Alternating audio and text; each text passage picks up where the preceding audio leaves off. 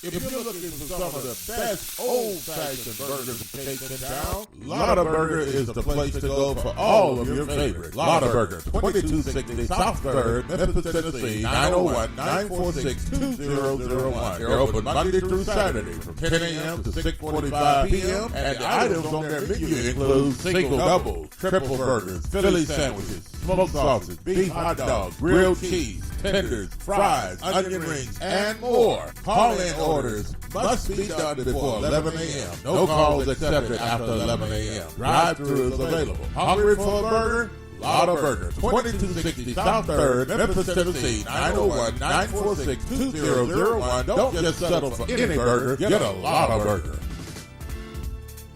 Are you tired of going to the doctor with the same issue over and over again and never getting any relief? Are you tired of buying all types of vitamins and supplements, hoping but not knowing for sure that they will keep you healthy? Or are you getting enough of the right kind of nutrients that your specific body needs? If you answer yes to any of these questions, you need a nutritional blood analysis. With a nutritional blood analysis, we can take one drop of blood from a prick of your finger and analyze your body's nutritional needs, nutritional deficiencies, and nutritional imbalances.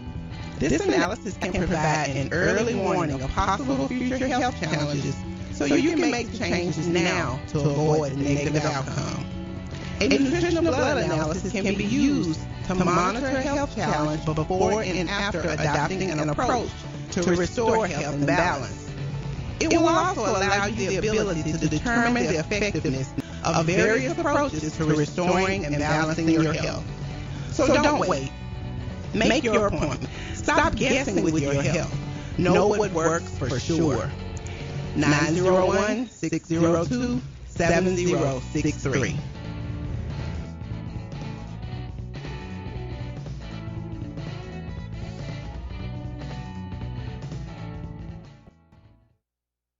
Big Graphic Printing, located at 890 East Range Road in Memphis, a complete print shop for all your printing needs. They do it all: color copy, resume, funeral program, rubber stamp, full color business cards, wedding and graduation invitations, and more. 30 plus years of quality work and service. They're open Monday through Friday from 8 a.m. to 5:30 p.m. Located at 890 East Range Road in Memphis, Tennessee, 901-345-9294. Big Graphics Printing.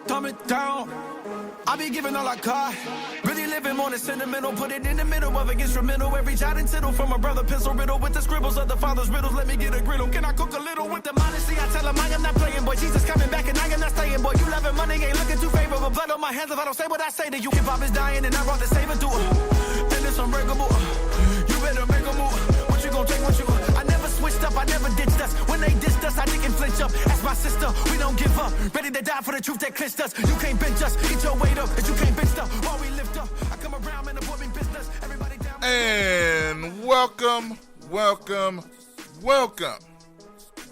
on a Monday. It is Monday. It is Talk Back Live Sports. It's not a drill. It's a real attack right here in the building. Talk Back Live Sports, man. How y'all doing? It's Monday afternoon. I am feeling great this afternoon, man, and a lot of stuff to get into today. Once again, I am your host, Joshua Midget, as you should have saw by the beginning credits. And, man, I cannot wait to dive into this show again on today. What's going on, Greg, Verdell, GKP? More y'all coming in. Y'all just keep piling on in on this afternoon because we got a lot to discuss. Number to call to join the conversation, y'all know what it is. As GKP says, 901-213-6020. Once again, the number to call is 901-213-6020 to join the conversation. I know you guys are going to want to join, if any day, today, because of the sports world is hype and it is pumped up just as I am on today. So, shout out to everybody, man. Hope y'all had a great, blessed weekend and ready to talk some sports on today. So, we're going to dive right on in, man. Y'all come on in so y'all are jumping in the room as of right now. So just continue to tell a friend, as some folks would say, to jump on in the room. So, I'm going to dive on into it, man, because I'm kind of sharing some things as I talk. But this weekend, a lot went on. I'm going to start off, though, with I think one of the most important things in the area, and that is the Memphis Tigers. Memphis took on Tulane in a matchup a year in the making.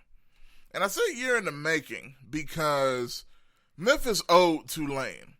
If you guys remember, and shout out to the Cowboys. I'm going to get to them a little later. I'm going to get to my Titans and the Cowboys as well. But the Tigers owed Tulane because you remember last year, as good as last year was, right, as the Tigers making the AAC championship game, with them coming close to almost beating UCF. Who was it? UCF. As I get a brain fart there. Coming close to beating UCF last season. And then coming into this year. But the one of the biggest flaws, that's what I'm trying to get at. There's a couple things going on.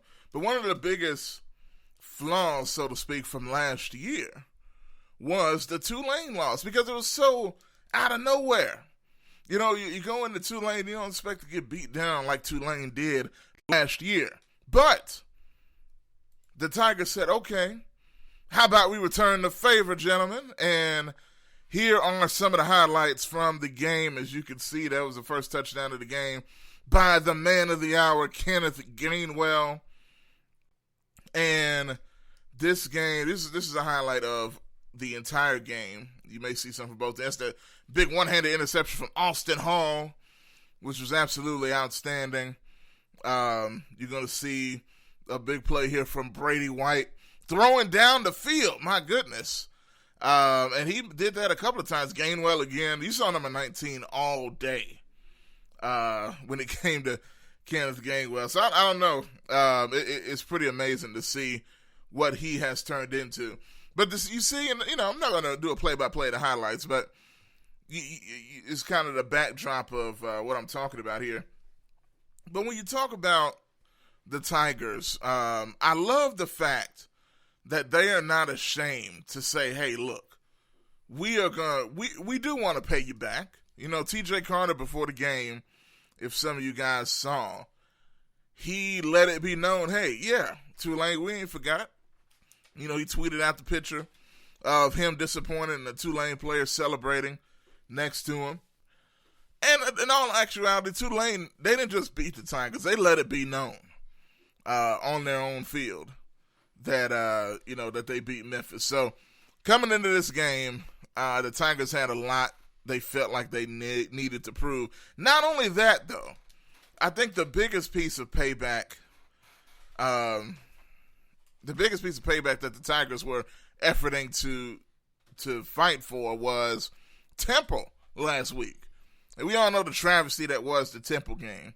The travesty that was the no-catch by Joey Magnifico at the end of the game, and the travesty that was that no call. So you can tell the Tigers had a chip on their shoulder for a lot of reasons. But here's another thing I want to get to when I talk about that. Mike Norvell. We'll get to Brady White because I know y'all know my thoughts on him. But Mike Norvell first. I got to give him credit in this game because he went deep in the bag of play calling. It wasn't just a lot of trick plays. That wasn't really the point because there weren't a ton of trick plays per se. There was some intuitive plays that required some ingenuity. But for the most part, what I loved was the aggression, the physicality on offense, the aggression to go down the field, to tell Brady White, hey, throw it as far as you can on this one, man. We are going to take it to them in every single way. And that's what happened. The Tigers didn't play around. They went out there and said, we're going to come out and prove a point. As you saw there at the end of the clip, courtesy of the American Conference, by the way. But this is not a bad Tulane team. This is a Tulane team that's 5-1. And they come into the Liberty Bowl with that type of record, and Memphis whoops up on them like that. That says a lot for what this team can do potentially. So, for me, this is a watershed moment for this year's program. Watershed moment for this year's program. And a watershed moment for Norvell, and also a watershed moment for Brady White. Now, I got to say, two guys I've been critical of, Norvell and Brady, they both kind of showed up and showed out in this game. This was Brady White's best game of his career by far because he showed command of the offense. He wasn't scared to throw down the field. There were times, look, they were running open now, but you still have to get them the ball. I got to give him credit for that too. Calvin Austin, as you see right here, just completely left the Tulane defender in the dust. I don't think he knew who he was facing when he saw Calvin Austin lined up against him. I remember hearing about Calvin Austin some years ago, a high school player in Memphis, and he is a track star. And he let that be known on that deep throw down the field by Brady.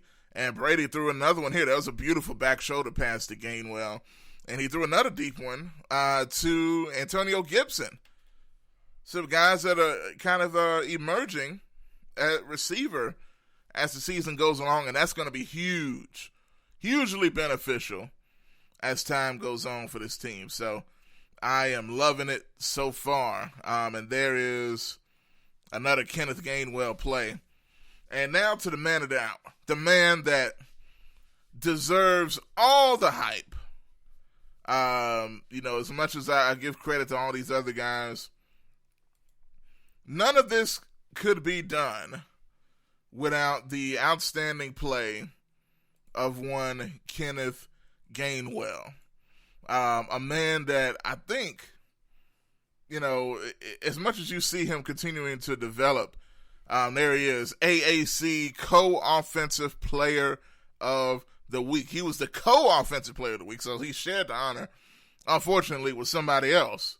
I didn't even look to see who it was. It doesn't even really matter. I don't see how you could share unless there's somebody that had a historic game. But Kenneth Gainwell, to me, deserved this on his own because what he did last week was historic. Not just for Memphis history, because nobody around the country really cares about Memphis history, as great as we do care about it. But around the country, they don't care if you broke a Memphis record. They care if you break a national record, and that's what Kenneth Gainwell did. He was the first player since 1997 in college football, in Division I college football, the first player since 1997 to have 200 yards receiving and 100 yards rushing in the same game. Do you know how crazy that is? In this climate of college football, where you've had great players like Reggie Bush, you would have thought Reggie Bush, as great as he was, you would have thought he would have done that at some point in his career. D'Angelo Williams didn't do it. I mean, you can name all sorts of great running backs that have been around since 1997 in college football. None of them, wide receivers, any of them, none of them have done what Kenneth Gainwell did this past week. 200 receiving yards, 100-plus rushing yards, multiple touchdowns. The guy is becoming an all-around threat, and it is amazing and incredible to watch. If you want to join the conversation again, as I said a little earlier, you can. 901-213-6020. Once again, 901-213-6020 is the number to call. Tell me how you feel about this Memphis Tigers team after the win against Tulane by 30, 47-17. Big time stuff from the Tigers this week. And another thing I must highlight, though, the defense. I was glad to see the Tigers defense kind of round in the form a little bit here, because even against Temple, they kind of got gashed a little bit, especially the two Temple running backs. A Temple team, again, that had a really good record. So it's not a terrible loss. It was just the circumstances. But, again, Temple kind of gashed Memphis a little bit, even in the secondary. But Tulane, a prolific offense. This will make this even more impressive. This is not just a team that, came into the Liberty Bowl. This is a team that's averaging 39 points per game plus. This is a team, their offensive coordinator is a former Memphis Tiger staff member. He was a tight ends coach last year, Will Hall. Is now the offensive coordinator at Tulane, one of the rising stars in coaching because of what he's doing with that program and the points they're scoring and the creativity that they're doing. They've, really kind of, made some waves this year. No pun intended, because they're the green wave. But, they come into the Liberty Bowl, and Mike Norvell said, no. Will, I know you. You're my guy. I brought you to Memphis. But I cannot let you whoop up on me in my own stadium. And that's what the Tigers did not allow that to happen, man. One has to wonder, did the fact that Mike Norvell knows Will Hall well enough, maybe he knew the tendencies of their offense and the fact that the Tigers could scout a coach that they already knew? I'm sure that had some type of advantage, just something to think about. But nonetheless, Tulane's had success with everybody else. And when it gets to actually on the field, you do have to execute, even if you do know who the coach is. So you got to give the Tigers defense credit for that. And going forward, who knows where this is going to lead, because the schedule's not any easier when it comes with that. But we'll see. With Boise State losing, and I know it's weird, it's like you bring up Boise State. If y'all have been following that, I know a lot of y'all have. The path to a New Year's Day bowl is what a lot of Tiger fans are eyeing. We are laser focused on trying to get to a New Year's Day bowl, which is the highest goal that I think a non-Power 5 conference team can reach, because it's very unlikely to actually get to the national title unless you go undefeated. And even then, we saw UCF the last 2 seasons. You're still probably not going to make it. But all that being said, everybody's looking at, okay, let's see if we can get to this big bowl and possibly play a power conference team. And I think the possibility is still there. And this win kicked the door wide open. Because, one, you couldn't afford to lose 2 games and expect to make it to a bowl like that. That's just not going to happen. It's over. I don't care well, the Tigers play the rest of the season. They can't lose another game if that's the goal, including the American Conference Championship game. They can't lose another game. But Boise State lost to BYU. And Boise State was the leader of the non-Power 5 schools. And looked like they were the highest of those. The biggest roadblock to Memphis getting in. So that's going to be interesting. But ironically, besides just, Boise State, you got to worry about some teams in your own conference. Because SMU is still out here without a loss. And they're in the American Conference. SMU is ranked. SMU is rolling. And they play, and I think it's in about 2 weeks. Y'all correct me if I'm wrong, because I know a lot of people are circling that on the calendar. And that has the potential to be even a college game day level game in the American. The American Conference, the motto was Power 6, I believe, last year. And you see why. You got Tulane, you got Memphis, you got UCF, you got, teams like Houston, you got SMU on the rise. You know what I'm saying? You got Temple. Excuse me. You got Temple. All these teams really up in their level of play each and every year. So, even I talked about heading into the season. I did not expect the American to be this tough. If you looked at the Tigers' schedule maybe a few weeks before the season started, you thought, hey, that's why a lot of folks looked at undefeated, because the schedule didn't look that tough preseason. But these teams that came into the season and said, hey, we're here and we ain't playing around. So it's going to be interesting to see. Let me read some of these comments here as I have been going 100 miles an hour. Verdell says, go Tigers, go. How about them Cowboys? Well, we're going to get to them later, maybe. Verdell said, by the way, Magnifico caught it. That's been Verdell's thing the last few days, since last week. Payback game versus Tulane, yes, sir. Greg says, great aggressive play calling, going for it on 4th down 3 times. Yes, that's right. The imposter, Brady White. Who was that masked man? I don't know. He didn't look like Brady, the Brady we know. Defense stepped all the way up and then Gainwell. What else can be said about dude? He accounted for about 80% of the Tigers' total offense. Yeah, that's true.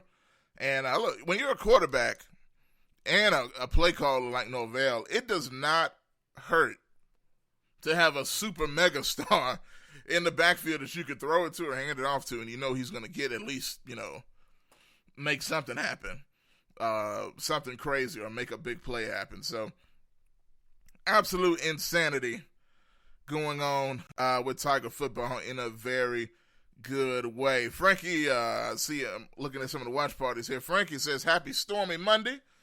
I appreciate that. And Eric Clark Sr. says, how could he not be the outright player of the week? I agree. I don't get it. And Sherry McCrae says, love him. So shout out to y'all.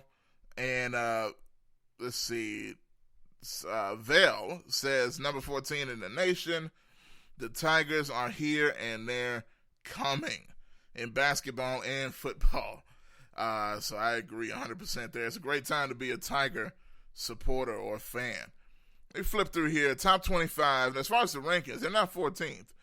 Because the Tigers, they probably would have been if they didn't lose last week. But the Tigers lost to Temple last week, knocked them out the top 25. But this win against Tulane, the team that was up and coming, put the Tigers right back in it. As you can see there, they are now number 25 in the Amway coaches poll and rising. So that is big for the program. And we'll see how they continue to climb, because it doesn't get any easier. I see, let me see. Scroll down a little bit here. Kevin in the building says the next tough game is SMU. That's true. SMU is the next big opponent for the Tigers, the undefeated Mustangs. And that I can't wait. It's going to be at the Liberty Bowl. So that's a big advantage for Memphis to have a big game like that in the Liberty Bowl. Speaking of bowls, the Tigers are bowl eligible, as you can see there. for the 6th straight season. Amazing. For the 6th straight season, the Tigers are bowl eligible. Think about that. If you go back 7 years, since we read this, or even further back than that, which I know I do, and a lot of y'all that follow the Tigers do, you would have never thought again that the Tigers would ever get back to this point. The football program, and it's been said ad nauseum, but the football program was at the point where they were ready to shut it down. They were contemplating, is it even worth the effort anymore? Do we use the Liberty Bone for high school all-star games and nothing else? And just get rid of the program because all this losing. Nobody's going to the games. You got these facilities you have to pay for with a team that's terrible. Why keep going? But they kept going. The press conference from Tommy West ringing in infamy, and now look at where we are. So it's a credit to everybody that's put in effort to the program, and now 6 straight seasons of being bowl eligible. And the season's not even that close to being over yet. You're 6 games in, 6 or 7 games into the season, and you're already bowl eligible. That just shows how far this program has gone. It's amazing to see that. And let's see what else I got here. And this is the stat in reference to Kenneth Gainwell. It's the tweet from the Memphis Tigers football account. Since that moment when Kenneth Gainwell becomes the first player in college football to record a 200-yard receiving game and 100-yard rushing yards game in the same game since 1997. I can't, there's the final score. I can't stress enough how insane and incredible of an accomplishment that is. Do you know how many outstanding players that can do the type of thing Kenny Gainwell can do have come in and out of college football in that same span? 97. There are guys that are virtual Hall of Famers that have come and gone in that stretch of time, and they haven't done what Kenneth Gainwell did last week. And really, to be fair, back-to-back weeks, because he got robbed in Tulane of a 100 and 100-yard game, 100 yards receiving, 100 yards rushing, because he had the 100 yards in both, and Brady White threw a pass in the backfield. He caught it, and he lost 3 yards. So he ended up with 97 yards receiving and 100-plus yards rushing. So it's just amazing that he can do this game after game. One thing I'm curious about is when Patrick Taylor returns, because it seems like he's really close. He was on the sideline. I don't know. I think he might have got in the game a little bit toward the end. He practiced all week last week. What is his role going to be? Because everybody expected that this is going to be the year of Patrick Taylor in the backfield. He was the number 2 guy for the past couple of years to Darrell Henderson, who was, you almost forget about Henderson now, looking at which you wouldn't think that would be possible. But looking at what Kenneth Gainwell's doing, you forget that Darrell Henderson virtually did the same thing last year. But everybody thought this was Taylor's year. He gets hurt, unfortunately. But that opened it up for Kenneth Gainwell coming in as a redshirt freshman and tearing it up. He's showing that you don't really need another back, really. Do you? I mean, it doesn't hurt to have a guy. I mean, Patrick Taylor rushed for over 1,000 yards last year. So that's interesting. But I don't know, man. We shall see. But again, the number to call, 901-213-6020. And I'm going to take a quick commercial break. And when I come back, I'm going to get into some more things. And your phone calls as well. Y'all know y'all can go ahead and jump in on the conversation if you feel the need to. As I'm getting my stuff ready for break. So this was taking me a minute. But I guess I'll just go. But yeah, we'll go to break and we'll be back right after this. Y'all stay tuned.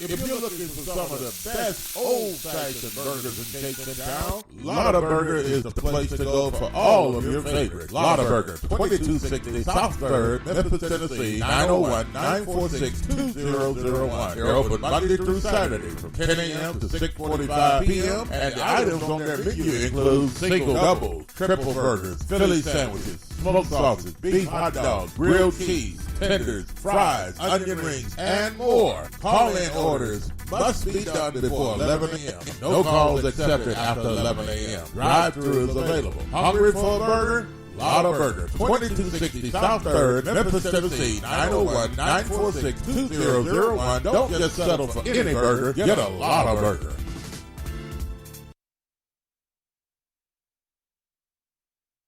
Graphic Printing, located at 890 East Range Road in Memphis, a complete print shop for all your printing needs. They do it all: color copy, resume, funeral program, rubber stamp, full color business cards, wedding and graduation invitations, and more. 30 plus years of quality work and service. They're open Monday through Friday from 8 a.m. to 5:30 p.m. Located at 890 East Range Road in Memphis, Tennessee, 901-345-9294. See Graphic Printing.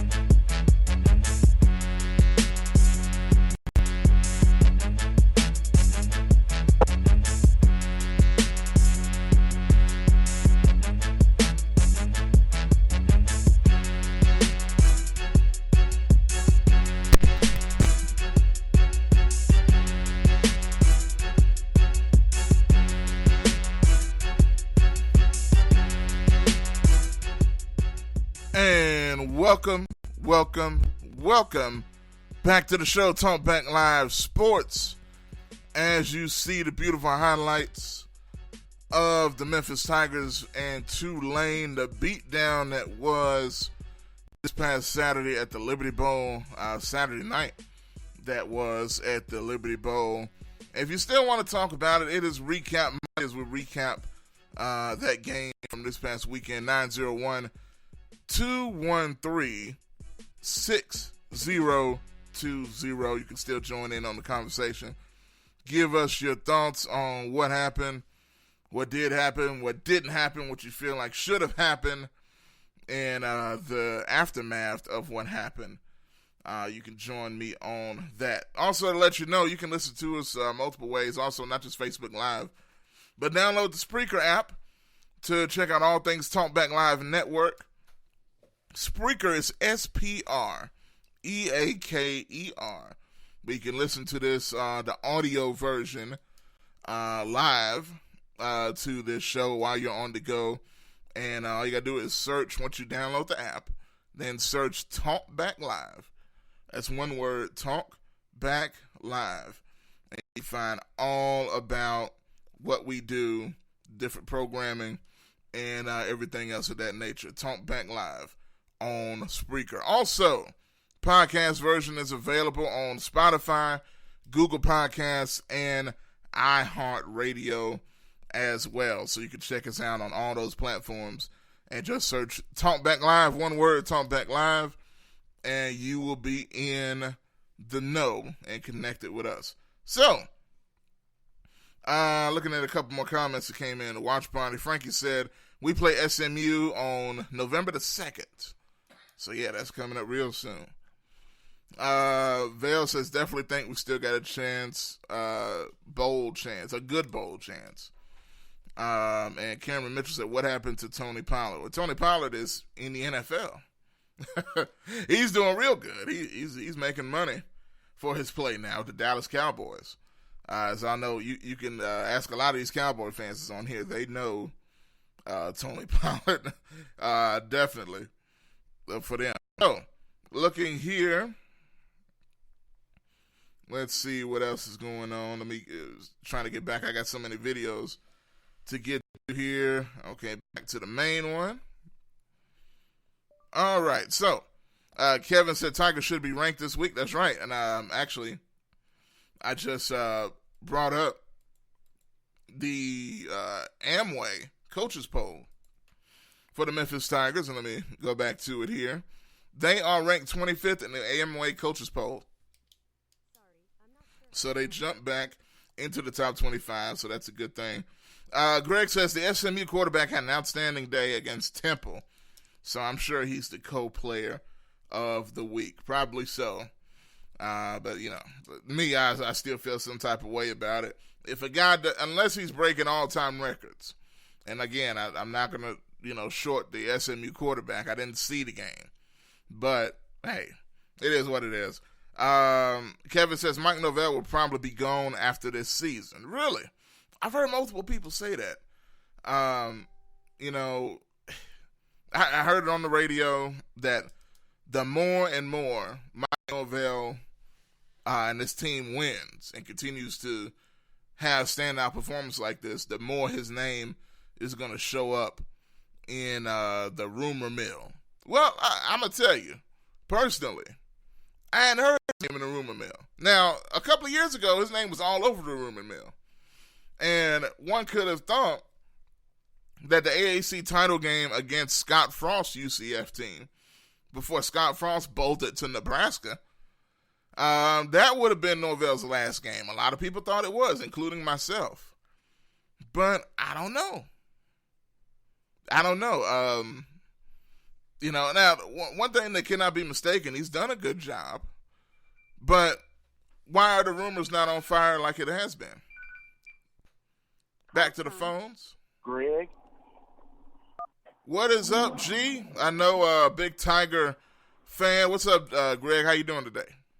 Man, what it do, Josh? Man, I'm feeling good, man. Feeling great. How you doing? Man, I'm doing good. Doing good. Josh, I just got to be real brief. I just wanted to say real quick that was a great game by the Tigers, complete game. Yes. But the main thing I wanted to say was I think it was very, very classy of what Coach did to allow Gainwell to get that record. Yeah, I agree. What was that? It was late in the game. They were about to take him off the field. And right. He came back out there, and I don't know if they didn't know or what. And then they said, oh, get him back out there. They snatched the other guy back off the field, and it happened. Yeah. Yes, sir. They actually, put him in the Wildcat, what was it, 3 times in a row? Yep. And then, that was nice, man. I thought that was pretty classy of him. Because I was thinking to myself, I was like, surely he's not going to make that same ridiculous mistake like he did last year. Hey, and look, it's funny.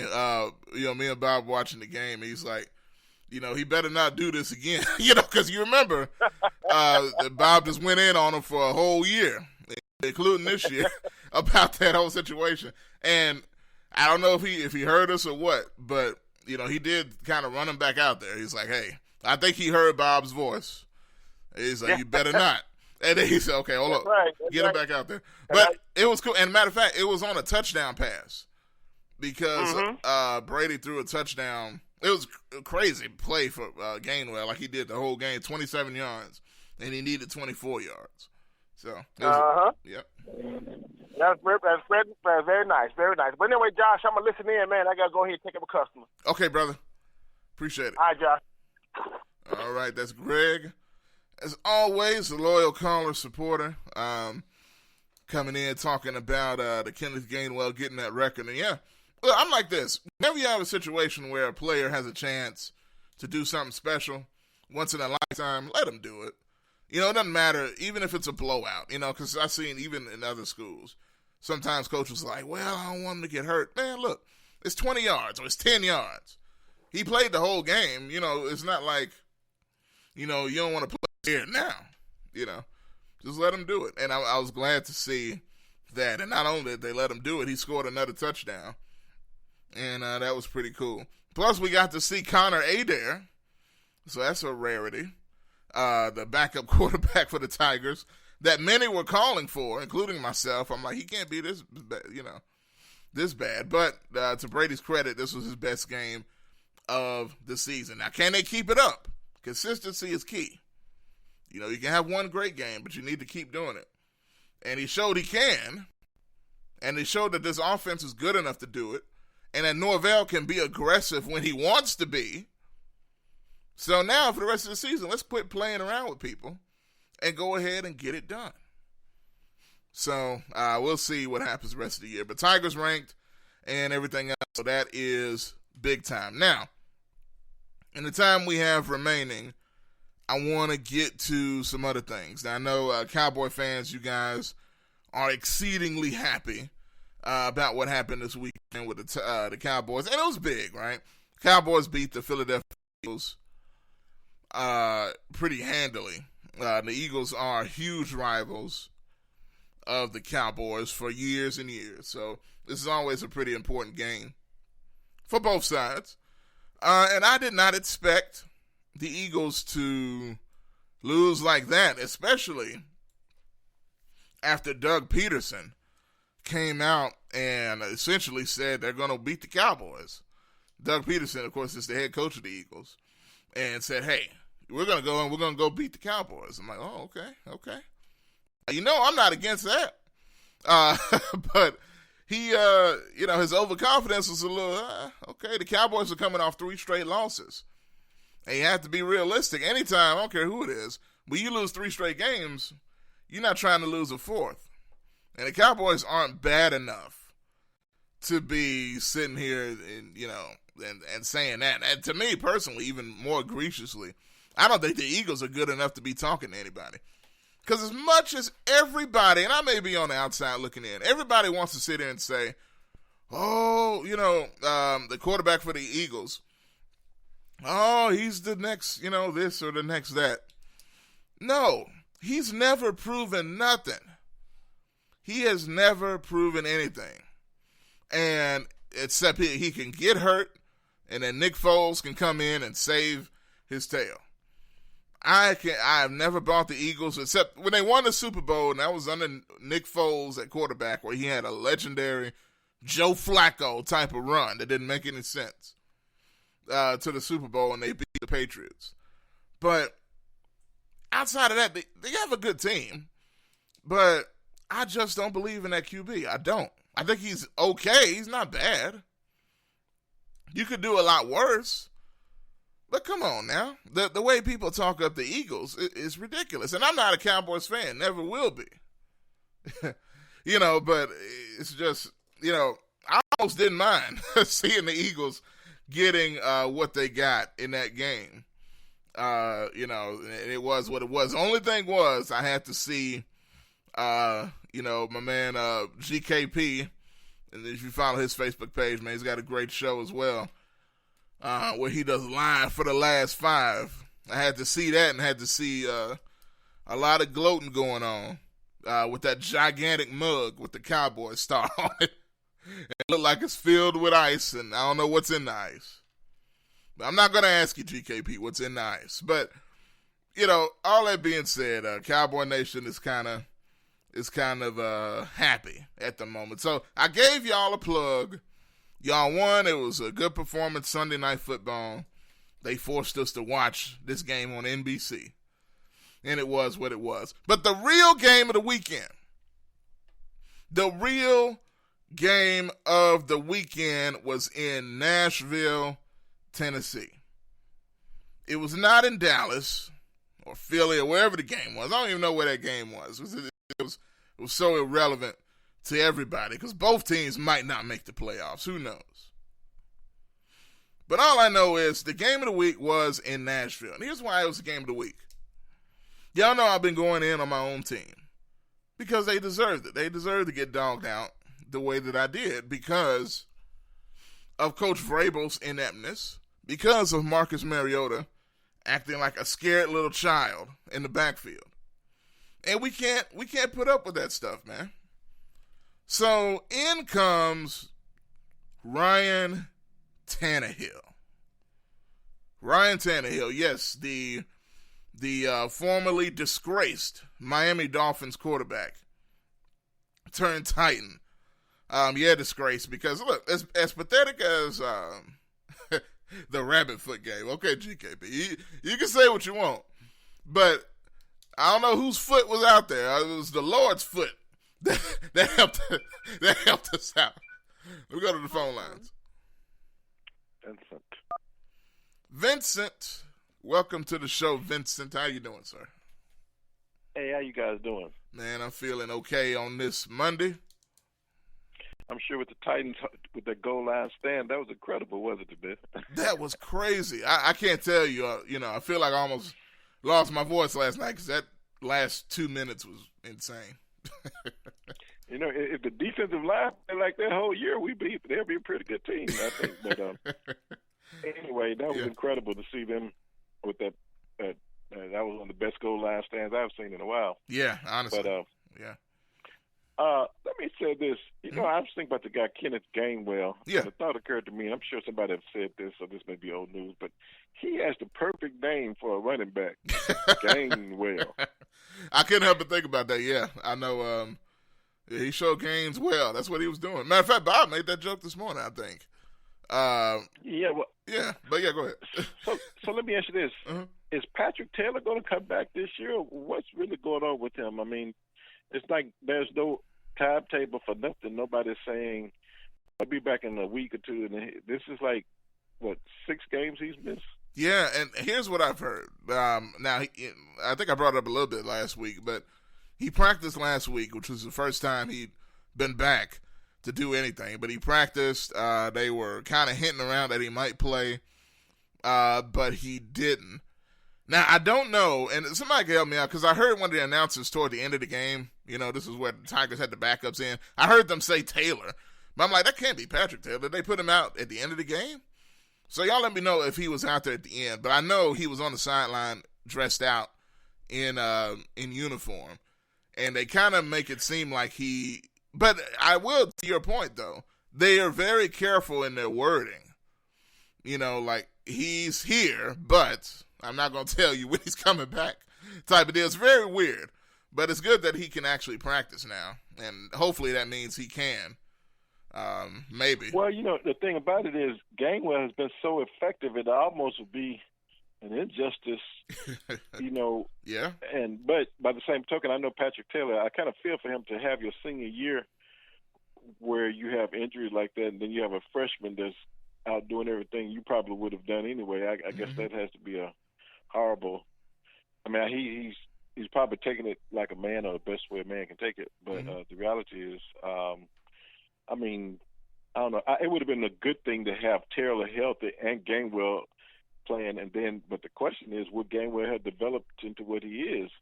Because now he's almost like the leading receiver and the leading runner at the same time. I mean, it's like it's amazing, man. Some of the stuff that was happening, but teams gonna start keying on him in a little bit, so you're gonna need some other options. But I like the receiving core, how they have developed. I mean, Coates was supposed to be the best receiver, but it seemed like this track star guy, he's starting to create some situations. I mean, I agree. If he can run away from everybody, if the line can hold off the charge, you can just throw it up there and let him be another Willie Gault or somebody, I don't know if you ever heard of Willie Gault, but that was a guy, a track star back in the day. Okay. And Willie Gault, he played for the Bears. You can look him up on YouTube. He was a Tennessee and a world-class sprinter.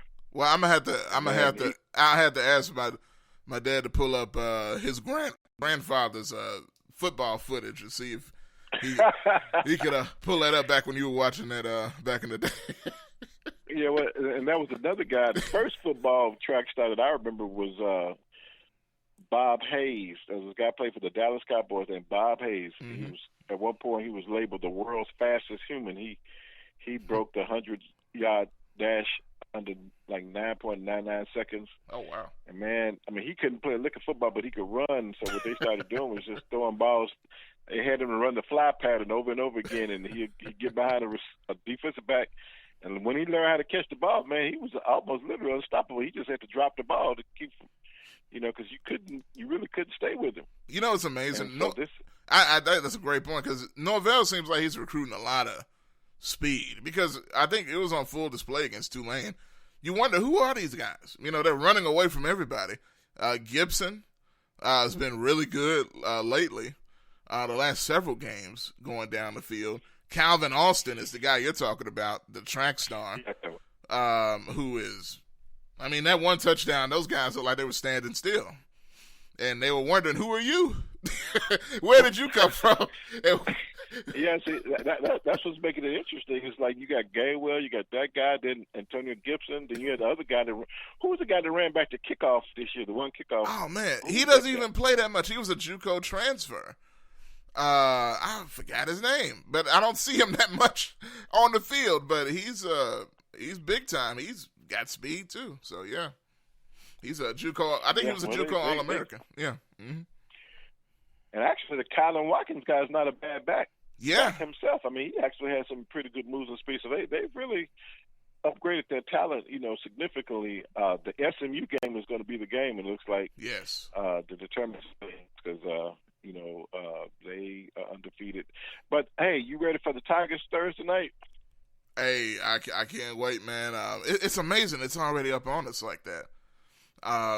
But I'm just glad. Look, I'm ready for them to hit the court, man. After all this talk, so much talk and talk.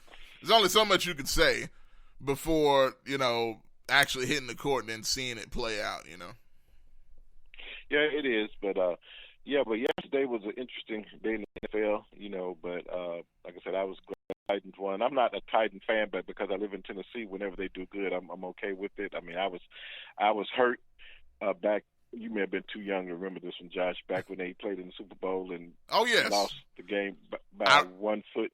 I remember crying. That was Kevin Dice. See, this shows how much I was watching.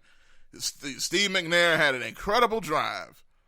I mean, that would have been legendary if they finished it. I mean, he was breaking tackles and just running backwards, throwing down. It was amazing. But the Kevin Dice 1 yard away, I remember that. I remember crying and everything. So yeah. Man, our whole family, we had rented this place out to have a Super Bowl party, and chicken wings and the works and everything. And everybody was on the edge of their seats as they were making that final drive, and then to come up at the 1 yard line, it was like, stop the clock, stop the clock, stop the clock. And the clock didn't stop. That was the end. That was the end of that. That was so hard. But the only thing that made me feel halfway good about that game is the fact that what's the guy's name? Isaac Bruce played for Memphis, caught a bomb in the Super Bowl. That's the only other thing that gave me some sort of solace. I hated that because that was a big play. Yeah, it was a big play, but it was a Memphis Tiger that did it, so you couldn't feel too bad. I'm not a Cowboy fan at all, but I can't feel bad when Tony Pollard does something good. I mean, he made a heck of a run last night. I don't know if you saw it. Yes. That guy, he should be playing. I'm just thinking, why are they not putting him out there in the field? I don't get that. That's why Jason Garrett needs to be out of there, because that's, even though I'm not a Cowboy guy, but just on football purposes, for the sake of the game, the Cowboys fans, y'all need to do something, protest, protest everything else. I think that's protest worthy. Right there. Yeah, I mean, because, I think, I'm going to tell you, this is my personal opinion, I'm going to get off. I think it's a situation where it's like an unsaid rule. The third and fourth, fifth round draft choices, they don't let those guys shine like they should. It's almost like the top draft choices or the number one first round draft choices have to be the guys until 2 or 3 years down the road, because if he was such effective to the point where Jerry Jones made the Ezekiel Who statement, then you also got him running kicks as a rookie. Mm-hmm. He got 100 yards like the second game of the year or whatever. He should be out on the field. I mean, they should put him in a flanker position or something, giving the ball an open field or something, and just watch what happens. I mean, he got to be, I don't know if he's the fastest guy on the team, but he got to be the most explosive guy. And I just don't understand what they're waiting on. And unless they want to release him. And here's the thing. Even on top of that, Zeke is not having the best year. So you would think, hey, why not just go, let's breathe some life into this, unless I know they paid Zeke a lot of money, so that might have something to do with it. Yeah, I think that's exactly what it is, and But anyway, they looked good last night. But to all the Cowboy fans, let's not get beside ourselves. You only beat the Eagles. I mean, you're not talking about the Patriots or the Packers or the big boys. You're talking about the Eagles, who kind of marginal the last year or two. But anyway, hey man, that's all I got for today. I ended up having to take care of some business, so I wasn't at work today. But I won't be able to call as often in the 2 or 3 o'clock hours, so I just took advantage of the time. So we'll be back a little bit later. So y'all have a wonderful day. You too, brother. Talk to you later. Okay, bye-bye. Okay, man. Appreciate it. All right, that's Vincent calling in, giving his thoughts on everything we talked about on today. So, man, just real quick, I was kind of gloating about my Titans. Huge win. One of the craziest endings you will ever see to a regular season game. And I got to say this, though. It's one thing, and I give Bob a lot of credit because I remember about coaches. It doesn't matter if you even watch the team a lot. Bob will say, look, that coach it's time for him to get out of here. Said that a few games ago, even when things weren't nearly as bad as they are now. Vrabel with the mustache. And y'all know I went off on Vrabel last week. And I know the Titans won. I know we beat the Chargers, and it was a feel-good situation. I know Tannehill was amazing. He showed off a missile of an arm. And maybe this is his resurgence. Who knows? I'm not going to get too hyped too early. But here's what I am going to say. It is absolutely time for a new head coach. And let me tell you something. That was the dumbest mess I've ever seen for a head coach. And maybe I don't think I'm exaggerating either. I've seen Jeff Fisher. So, yes, this is the dumbest thing I've ever seen. Here's what I'm talking about. It's 4th and inches. And I don't blame them for going for it. Some people are knocking them for going for it. I don't blame them for going for it because the Titans had a 3-point lead. And if you continue that drive, the game is over. You get that first down. The Chargers had no timeouts left. You're doing pretty good offensively. All you need to do is get this first down, which is right at midfield, and it's over, okay? They do a quarterback sneak. Tannehill's 6'5". I don't blame him for that either. And it looks like he got it. The referee said no. And not only did they say no, they moved the doggone ball back a yard. Didn't make any sense at all. How did he lose yards? He fell forward. What are we doing? So, now, that's not Vrabel's fault. But here's what's Vrabel's fault. He's arguing with the refs. I'm like, yes, get him. It's ridiculous. Vrabel pulls the red flag out of his back pocket. He's still arguing with the referee. He's holding the red flag in his hands. Still arguing. I'm like, okay, I think he gets it. Just throw the stupid flag. He's arguing, and then they show the camera back on the field, and the Chargers snap the football, and they're running a play for 20 yards down the field. What are you doing? Why are you spending all of your time arguing with the refs when you could throw the stupid flag and let them look at the replay for themselves? You have nothing to lose. It's 2 minutes left, less than 2 minutes left in the game.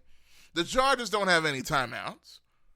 If the refs are going to mess you over, at least let them own up to it on a replay rather than them just doing it during the game.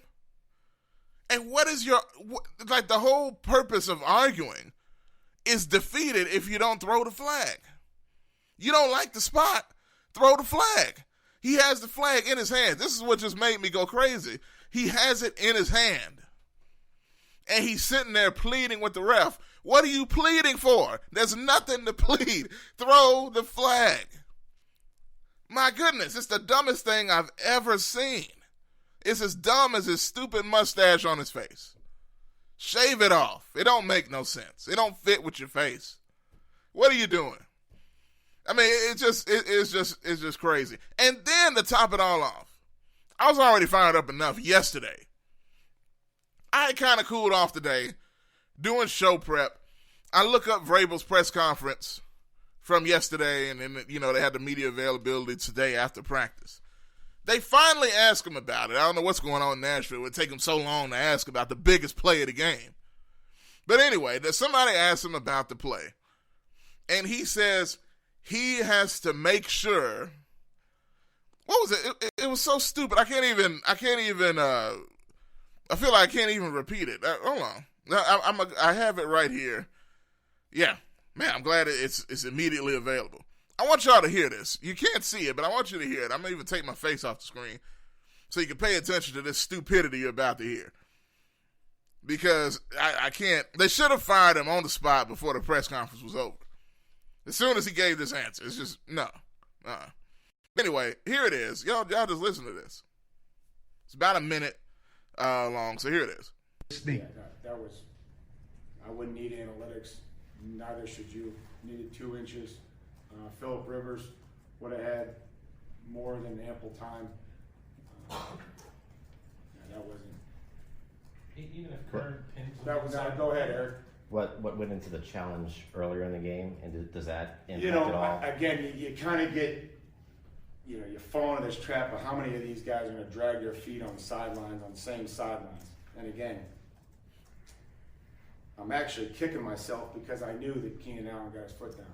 It's like watching Hopkins for 4 or 5 years in Houston. And you're like, there's no way he got his foot down. Now, I'm pausing it for a second because I must explain something. So he's going into a challenge that they called earlier in the game on Keenan Allen. Where he caught the ball. And we remember that. It was a great play. I don't even blame him for challenging that. But for some reason, they're asking him about the play that happened at the end of the game. He goes back to the other replay. So I don't understand that. But proceed, Vrabel. He doesn't even want to proceed. Okay, here we go. These guys proceed. are great players, and you get their foot down.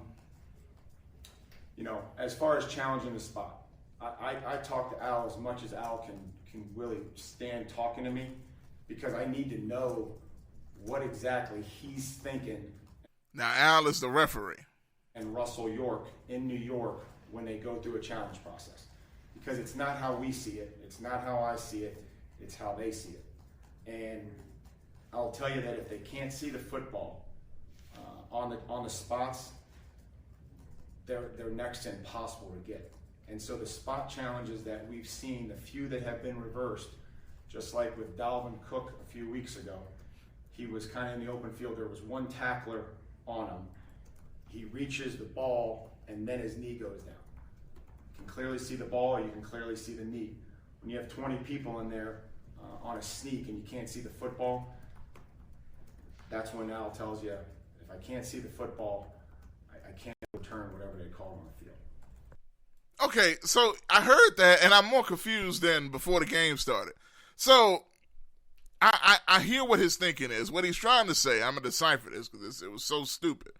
I know people need to decipher it. I'm not going to take too long with it, but here's what it is. So basically he's saying he's pleading with the referee to find out what does it take to get this call overturned. What do you look at for the call to be overturned in our favor? That's what he's looking at. And, the referee, he wants to make sure that there's a possibility that the thing could be overturned. First of all, that's the purpose of the flag. The purpose of the replay is to see what they can't see in live action. And it doesn't even matter. All of that stuff is so dumb because the replay will answer all your questions. That's what replay is for. It's to answer your questions that you have about the call. What? It's 3. It was, and I underestimated the amount of time. It was 3. It was a little more than 2 minutes, because inside of 2 minutes you can't throw a flag or review. So it was around that amount of time. But anyway, it's approaching the 2 minute area where you can't challenge. So it's not like you need to save it because you won't be able to use it later.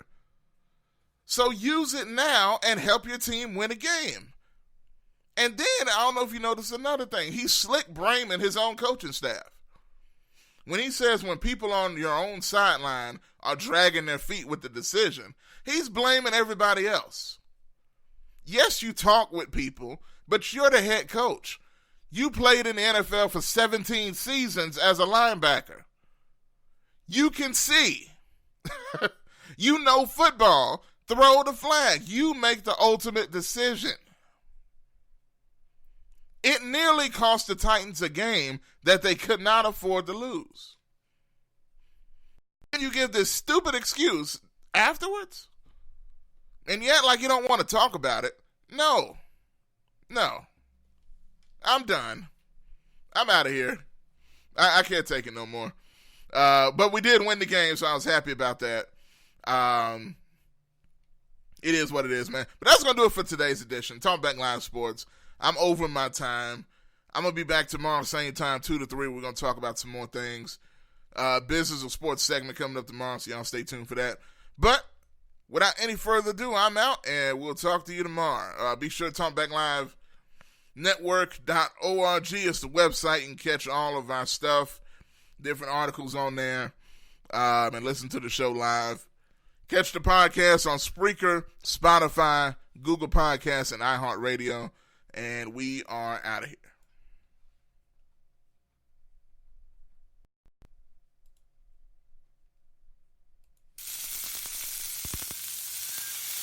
If you're looking for some of the best old-fashioned burgers and cakes in town, Lotta Burger is the place to go for all of your favorites. Lotta Burger, 2260 South 3rd, Memphis, Tennessee, 901-946-2001. They're open Monday through Saturday from 10 a.m. to 6:45 p.m. And the items on their menu include single doubles, triple burgers, Philly sandwiches, smoked sausage, beef hot dogs, grilled cheese, tenders, fries, onion rings, and more. Call in orders must be done before 11 a.m. No calls accepted after 11 a.m. Drive-thru is available. Hungry for a burger? Lotta Burger, 2260 South 3rd, Memphis, Tennessee, 901-946-2001. Don't just settle for any burger. Get a Lotta Burger.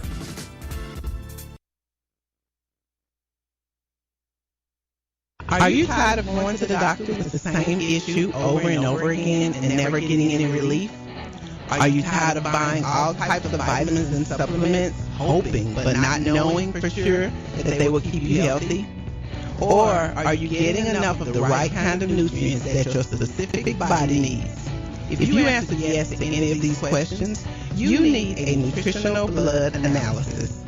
With a nutritional blood analysis, we can take one drop of blood from a prick of your finger and analyze your body's nutritional needs, nutritional deficiencies, and nutritional imbalances. This analysis can provide an early warning of possible future health challenges so you can make the changes now to avoid the negative outcome. A nutritional blood analysis can be used to monitor a health challenge before and after adopting an approach to restore health and balance. It will also allow you the ability to determine the effectiveness of various approaches to restoring and balancing your health. So don't wait. Make your appointment. Stop guessing with your health. Know what works for sure. 901-602-7063.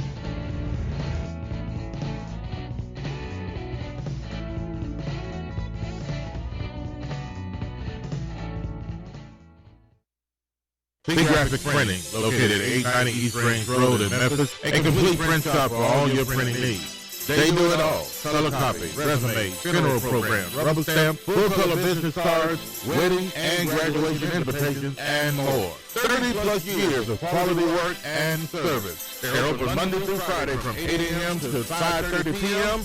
Located at 890 East Range Road in Memphis, Tennessee, 901-345-9294. C Graphics Printing. CJ Used Appliances, located at 3530 Jackson Avenue here in Memphis, Tennessee. Call them at 901-487-7882. CJ Used Appliances has the best prices in town. Sales and service, heating and air. Also the best appliances you'll find anywhere in the Mid-South. Refrigerators, microwave stoves, washers and dryers, deep freezers, dishwashers, whatever you need in used appliances. And folks will tell you they're the best used appliances anywhere you'll find. That's CJ Used Appliances, 3530 Jackson Avenue. All appliances come with warranty. You can call them at 901-487-7882. Again, 901-487-7882. CJ Used Appliances. CNS Motors Auto Sales, located at 2508 Summer Avenue, here in Memphis, Tennessee. Call them at 901-323-8778. TNS Motors Auto Sales has been around since 1984. Go by and see Chris today. Some of the best pre-owned and used vehicles in the city. They have SUVs, minivans, cars, trucks, whatever you're looking for in pre-owned used vehicles. Hey, you can find it right there at TNS Motors Auto Sales. See Chris since 1984. They will treat you right. Call them at 901-323-8778. That's 901-323-8778. 2508 Summer Avenue, TNS Motors Auto Sales. This is Sergeant Chris Richardson of the Tennessee Highway Patrol here to explain the Tennessee Hands-Free Law, which is a new state law effective July 1st, 2019. In Public Chapter 412, it makes it illegal for a driver to hold a cell phone or a mobile device with any part of their body, to write, send, or read any text-based communication, to reach for a cell phone or a mobile device in a manner that requires the driver to no longer be in a seated driving position or properly restrained by a seatbelt, to watch a video or a movie on a cell phone or a mobile device, and to record or broadcast video on a cell phone or a mobile device. So, can I still talk on my cell phone while driving? Yes. A driver is permitted to use an earpiece, headphone device, or a device worn on a wrist to conduct a voice-based communication. The driver may use one button on a cell phone or a mobile device to initiate or terminate voice communication, and voice-based communication may also be used to send a text message. Learn more at handsfreetn.com.